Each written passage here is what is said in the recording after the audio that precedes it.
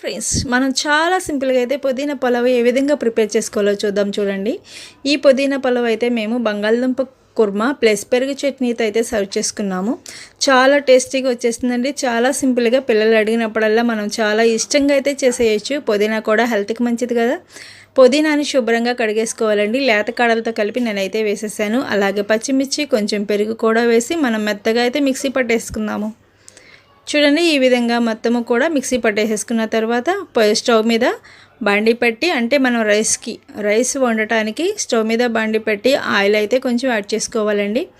అలాగే మనం పలావలో వేసే దినుసులన్నీ కూడా బిర్యానీ ఆకు, అనాస పువ్వు, యాలకులు, దాల్చిన చెక్క అవన్నీ కూడా వేసేసుకోవాలి. దాంతోపాటు 2 పచ్చిమిరకాయలు కూడా యాడ్ చేయాలి. అలాగే ఉల్లిపాయలు కూడా యాడ్ చేయాలి. ఉల్లిపాయలు లైట్ బ్రౌన్ కలర్లోకి వచ్చే వరకు ఏం చేసుకోవాలండి. అవన్నీ వేగైపోయిన తర్వాత కొంచెం జీడిపప్పు కూడా యాడ్ చేసుకుందాము. అలాగే కొంచెం ఫ్రెష్ అల్లం వెల్లుల్లి పేస్ట్ అయితే యాడ్ చేసుకుందామండి. అల్లం వెల్లుల్లి పేస్టు పచ్చి వాసన పోయేంత వరకు వేయించేసుకోవాలి.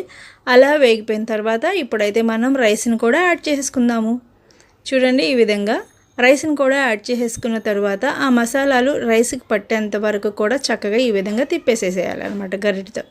అలా తిప్పేసుకున్న తర్వాత మనం మిక్సీ పట్టుకున్నటువంటి పుదీనాని యాడ్ చేసుకుని ఆ తర్వాత వాటర్ కూడా యాడ్ చేసుకుందాం. వాటరు 1 గ్లాసు రైస్కి అయితే 2 గ్లాసులు వాటర్ పోయాలి. ఈ విధంగా ఉడికించుకున్నట్లయితే మనకి పుదీనా పులావ్ అనేది రెడీ అయిపోయింది. చాలా సింపుల్గా తక్కువ టైంలో పుదీనా పులావ్ అనేది ప్రిపేర్ చేసుకోవచ్చు. ఈ వీడియో కనుక మీకు నచ్చినట్లయితే లైక్ చేయండి, షేర్ చేయండి. Thank you so much.